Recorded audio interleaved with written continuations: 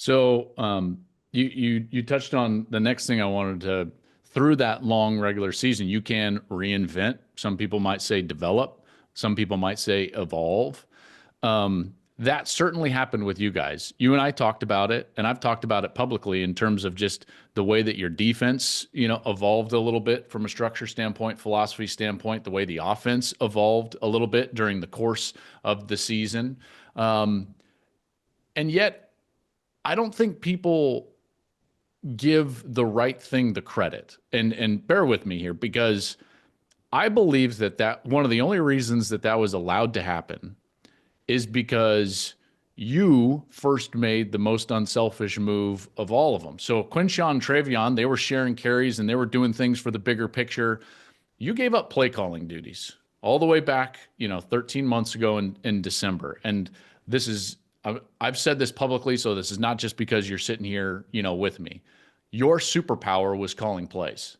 You were the best play caller in college football, and you and I have talked about this. I would watch every sequence of the way that you went about it and attacked people, and you gave that up in order for the bigger picture. My question then would be, could you guys have developed, evolved, or reinvented yourselves to the point that you did if you didn't have the CEO seat and you were still in the minutia of calling plays? Probably not. Probably not. But I also think, I was able to go back and forth a little bit as well. Involved in every special teams meeting. Midway through the season, much more involved, on the other side of the ball on defense, and then able to kind of come back.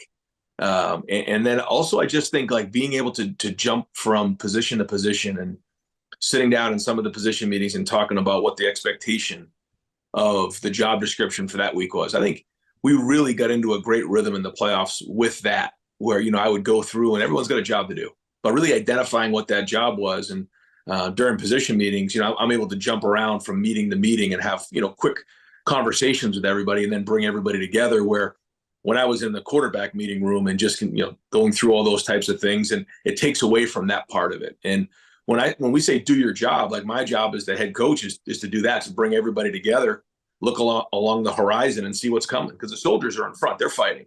You got to be looking at the horizon to see what's coming next. And I think that allowed me to do that. Did you enjoy it? I don't think anyone's asked you that yet, because I know you love calling plays. I mean, you're a ball coach deep down. Did you enjoy this seat, this different view and the view of the horizon? I enjoyed winning a national championship. There were really great moments, just connecting with the guys, good moments, bad moments, all the above. It's like being part of a family, being a brother, being a dad, being an uncle, being a colleague. I think that allowed me to do that and bounce around. But I felt like in the playoffs, I was able to spend more time on the football because there was no school and we had more time together. And that was my favorite part of the year for sure. So from the outside looking in, and it's painful not to be involved in the play. I would love to call those games, but we don't got those contracts, so I'm not around. But sitting there and I'm watching, and I want to go back to the Tennessee game because to me, before we go there, Joe, I one other thing I just wanted to add. Yeah, please. That I think is important, and I think you can appreciate this. Like, the other thing about this format is, it's not necessarily important to win the eye test anymore. Like, winning the games is good enough. And certainly, obviously, when you get to the playoffs, it's win and move on. Where that had been part of the equation much more in years past. So, you just win the game. You don't have to win the eye test, which is always bizarre to me anyways, because, what does that really mean? Like, what other sports you have to win the eye test? And, the figure CFP, skating, I don't know. Yeah, that's what I'm like. The CFP would say that's part of what they look at. And it's like, that's really hard sometimes to grab onto. So, now you're up by 28, you're trying to score, another touchdown to go up 35. And it's like, okay, what does that really have to do with what's going on right now? And this year we were able to, play some depth, get the win, move on, and not always have to focus on the eye test. And I thought that made a difference as well. So, for whatever that's worth. Sure. No, Yeah. I mean, I think that's good insight. Um, and maybe it plays into what I was about to ask about that Tennessee game, because from the outside looking in, it looked like, that moment when it's like, oh, you're only two turns from the Rubik's Cube being solved. Now, full disclosure, I can't solve a Rubik's Cube, but I've seen it done, right? And when you see it about to happen, you're like, oh man, that's really cool. And you see it come to fruition. That's what the first quarter against Tennessee felt like from the outside looking in. It's like, oh, there it is. Like everything clicked. My question would be, is that the way it felt to you? Or was that just a game where you finally saw everything that you've been working for like come to fruition? Well, I think when we came out of the tunnel and saw a percentage of orange in the crowd, Sure. it could have gone one of two ways there.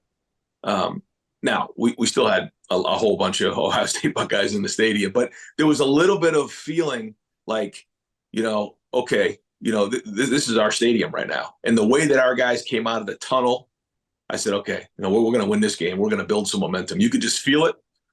You could see it in their eyes. And then it just built momentum from there. Mm-hmm. And the guys played with great confidence. And then it just kind of went from there. But we had to create our own momentum at that moment. And I felt like we did. How much did you lean on those veterans? Because you guys had moments of adversity and tough moments throughout the year, whether it was losses or injuries, to key guys. Really, when Seth goes down, it's like, dang, like that can devastate teams. Injuries can, losses can devastate teams. Specific losses can really devastate teams. And yet, you guys just kept coming back and bouncing back, and you would be better right after the adversity every time. Does that speak to some of those core guys and those veterans? Yeah, we knew that there was going to be those storms along the way, and one of the things that we talked about was building a foundation early in preseason camp. I think we've talked about this, and that if that foundation was built the right way, when storms came, we were going to be able to withstand the storms because they were coming, and you don't know what they're going to be and when they're going to come. But when they came, we were able to withstand them. And a big part of that, like you said, was our leadership and the seniors and the captains. They were strong along the way, and ultimately they were the ones that were going to be, the ones that steered the ship. And I felt like there was a lot of moments this season where you could really see that. You could tangibly see that. And the same message was being spoken by the coaches across the board, and also by the players. And there was buy-in and a lot of loyalty there. So there's one last thing that I want to ask you about the season. And if you don't mind, I want to also like look forward and keep one eye, on the horizon, if you will. I'd love to go back, and it's third down. Notre Dame is like fighting, and I give them a ton of credit because you guys had thrown some serious haymakers at them, and they just kept fighting and fighting and fighting. And I think Marcus has done a really good job with that Notre Dame program. But here they're fighting, and now it's third down. It's a one-score game. It's the fourth quarter of the national championship.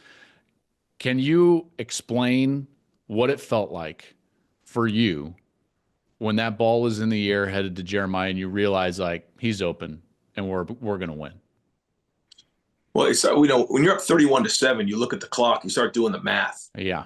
Like we got a chance to win a national championship here. You start like doing the math and the clock on it. You're like, and we probably, I guess, could have been more aggressive. I thought the reverse call that we made to Emeka there was a good call, and we got a chance to, but it's just not the way it works. For whatever reason, it's just not the way it works. And so we're in a battle back and forth, and we wanted to at least eat some clock on that drive, but we're on the headset, we're talking through the situation, 3rd and 11, with a possibility. And the one thing that Will did a great job of all season was he could get us into multiple calls. Yes. And that's a huge deal for a quarterback.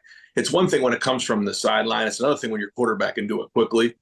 And so we were hoping to get one-on-one coverage on the outside. If we didn't, we would probably have thought about something else. But once we got the one-on-one coverage on the outside, we felt like we had a chance. We were going to be aggressive. And, we had said this in the meeting. We said, if we're in a situation like this, and we all sat in a room and said, if you have Jeremiah Smith one-on-one to the field, with the game on the line, would you take that chance? And everybody in the room said yes. And that decision was already made. And then it was just a matter of going and do it. We had spent a lot of time on that play, on that route against that style of corner. And you could even see a Mech on the sideline during one of the videos. He was talking about that exact leverage, that exact play. And then those guys were able to execute it. But there's a great picture on the sideline of that ball in the air. And you can see our entire sideline looking up at the ball saying, he catches his ball, we're going to be national champs. And what a great time. And then the golf cart crashes. I mean, I don't know. I was more stressed in the golf cart or when I was on the field during that throw. I feel so bad for that girl. Like, you know, because that's all that anyone's watching after the game is her running into the wall with that golf cart. And I heard somewhere where you were like, she was incredible on the field, driving you in and out of people and getting even to the tunnel in the first place. It was great. When someone said they actually caught it on film, because I was saying to myself, no one's going to believe this if I told them. We just national championship and we just crashed the golf cart into a wall going to the press conference.